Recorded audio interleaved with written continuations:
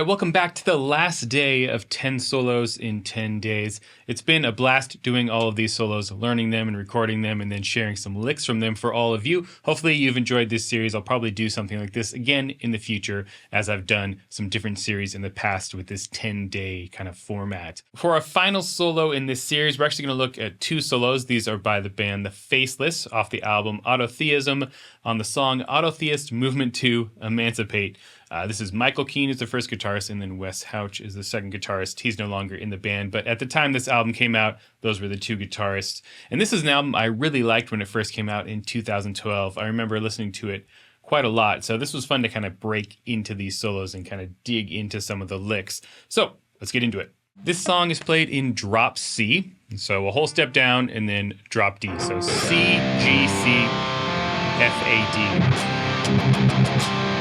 Kind of your classic, metalcore tuning. A lot of bands in this time period, like the early 2010s, were using drop C, especially if you're playing 6-string guitars. It's a good way to kind of get a low tuning, but also keep some of the high end too, because you're not really tuning down way too far. Now let's take a look at a couple of licks from Michael Keane's solo. I'm going to break down, I think, the entirety of Wes's solo because I think it's really cool. But there are a couple of licks in this first solo that are great as well. Particularly this opening tapping lick, which looks like this.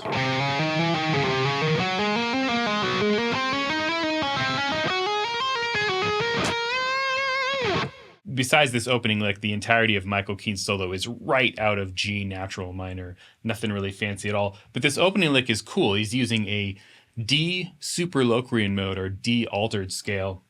And so D is your 5 chord in G. And there's kind of this like tritone gross chord that kind of holds over into the beginning of this solo. So he's playing a pretty common sort of jazz technique, actually. So the 5 chord here is D, and he's playing the altered scale of D. The altered scale is our 7th mode, or the last mode of melodic minor, E flat melodic minor, but we're starting on the 7th D.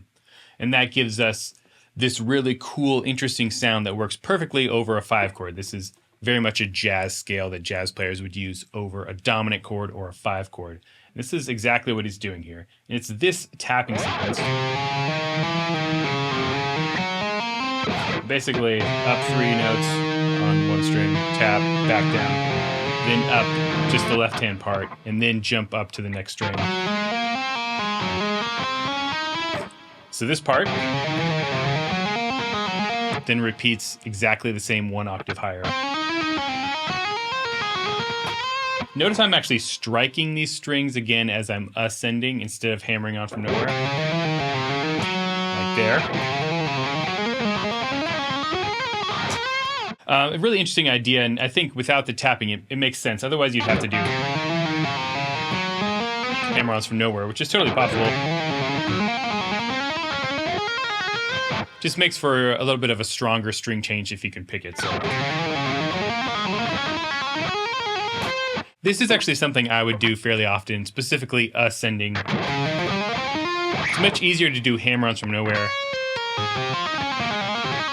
Descending, so like in that kind of a run, I only am picking when I'm going back up to the next string, unless I need to hammer on from nowhere. So really cool lick, interesting harmonic idea there, and that kind of breaks right into the main part of the solo. I want to take a look at one other lick from Michael's solo, and that's this one.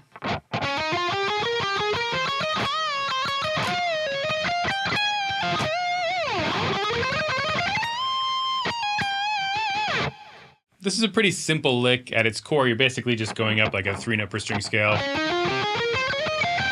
But what I like about it is all of these bends in here. First bend here.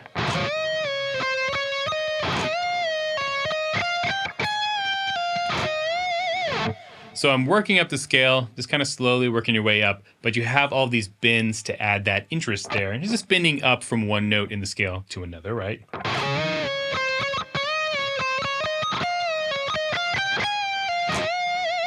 And then you get a triplet run. Now this is a run that Michael Keane does all the time. In fact, the last part of the solo is just this exact pattern. It's just a Paul Gilbert 6 pattern.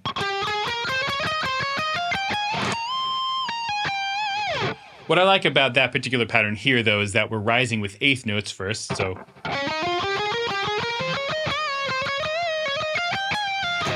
and the triplets kind of ramps up that energy even more. So a simple lick, but really cool with these little bends in there. It adds quite a bit of flavor to this part. So now I want to take a look at Wes's solo. Now, what's happening harmonically behind both of these solos is this. You have like G minor 7, and like D minor over A, or F over A, depending on how you want to look at it. E flat major 7, and then F, or maybe D minor over F. A pretty basic progression right out of G minor. And so Michael kind of stayed completely within G natural minor, and Wes is going to do that for the most part, but there's a couple of cool kind of chromatic ideas in Wes's solo. So the beginning of his solo looks like this.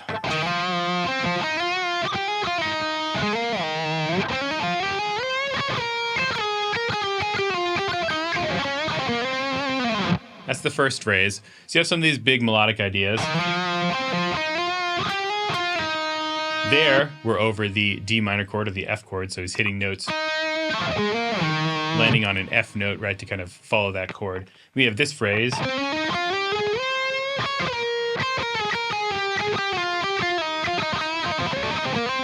So you have these seconds within the scale, so, but instead of playing them on one string, which would be a really common way to play that kind of a lick, he's doing it across two different strings so you can get these slides in there. Right?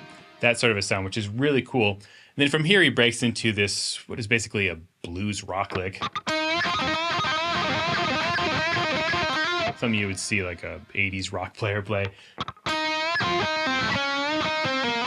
Does it in two spots. Now, in the original, he might actually do like a step and a half bend on the second one. Something like that. For me, it was easier and didn't really sound that different to play off the E flat. So that's what I did. So that's the first phrase. Really cool. From here, we're going to go to this pedal point lick. So we're going to pedal off of this lower note, meaning we're going to continually go back to it. So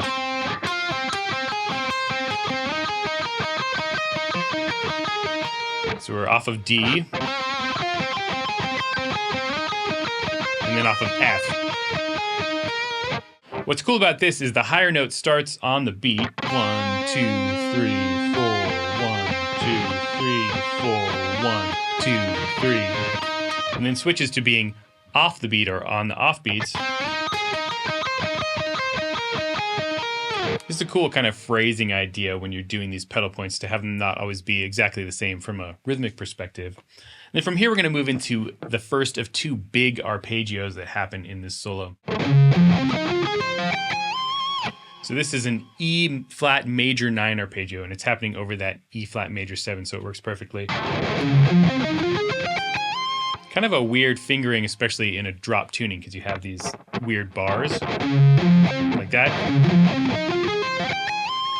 That happens there as well. So how he's picking this, and this starts with the palm muting. We have down, up, down, down, up, down, down, down, up, down, slide. And this kind of goes into Wes's picking style, which is very much a pretty pronounced downward pick slant. If you've watched any of the Troy Grady Cracking the Code videos, you know what that means. But it basically means for this sort of arpeggio, he's going to do a lot of economy picking ascending. And we'll see that even more in the big arpeggio at the end. But here, right, we get that kind of a sound. A little bit of a tricky arpeggio to play, so I'd spend some time on it. You kind of want the picking to be pretty pronounced. So I'm picking fairly aggressively when I'm doing this. So from here, we're going to move into these rung out arpeggios.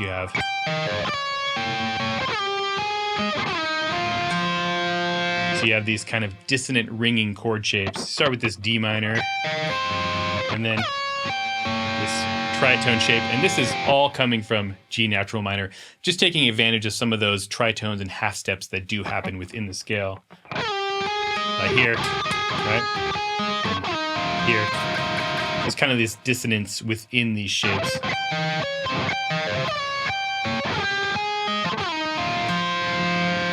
So that's how that part works. And then on the album, it actually cuts to a separate guitar for this last part. Now, in my cover, I just kind of recorded them back to back. But in the recording, it does jump to a separate guitar here. And it starts with this. We're bringing in this chromaticism finally. We have just down the scale at the top. Now Wes might actually do like a position shift. Not sure. And here you have just straight chromatic. And this is done as triplets, but they're grouped in groups of 4. So you have this kind of interesting rhythmic dichotomy here. So triplet, triplet, triplet, triplet. A little bit weird to do if you haven't done it before from a rhythmic perspective. It'd be more common to do these as 16th notes, right? 1 E and a 2 E and a 3 E. But it's triplets. Triplet, triplet, triplet, triplet. 1, 2, 3, 4. 1, 2, 3, 4. And then here we're going to go to these octave jumping shapes. So he's playing D, up an octave, F, up an octave with a bend. And there's these slides into each of those notes. Very kind of expressive technique there, right? Hard to do. You got to make sure you track your fingers as you play it, but it's a cool idea. Now we're into the last big arpeggio. It looks like this. So that is played down, up, down, down, down, up, down, down, down, down, up, down, up. Triplet, triplet, triplet, triplet.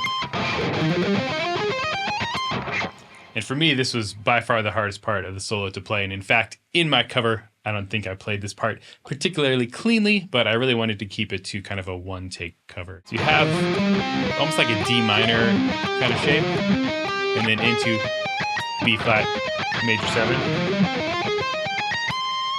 Really cool sound. You have these cool extended arpeggios. So from here, we're going to go to this chromatic lick.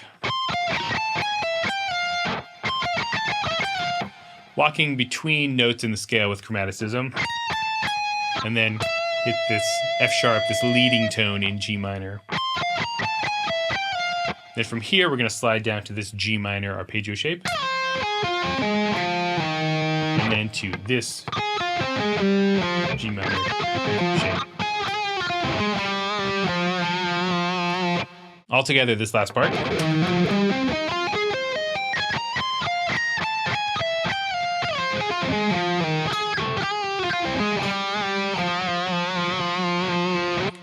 Super tricky and a little bit awkward, but really cool. Sounds awesome in the context of the entire solo, especially with those few chromatic notes in there to add a little bit of color. But I really like this solo overall. There's all kinds of awesome stuff happening within it. So definitely a solo that's worth looking at and getting really into the details on. Here are both solos back to back with the tabs on screen.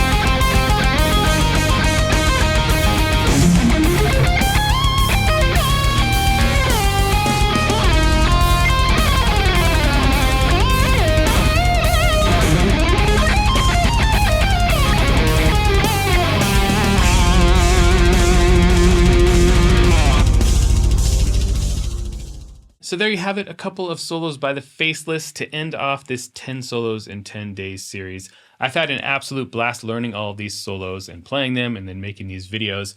It's been a ton of work, by far the most work I've done for these 10 whatever in 10 days series that I've done, because I had to kind of learn all these difficult solos and record them. But it was really fun. And if you enjoyed anything I did here, please subscribe, hit the bell notification. It really does help me to keep being able to make these videos.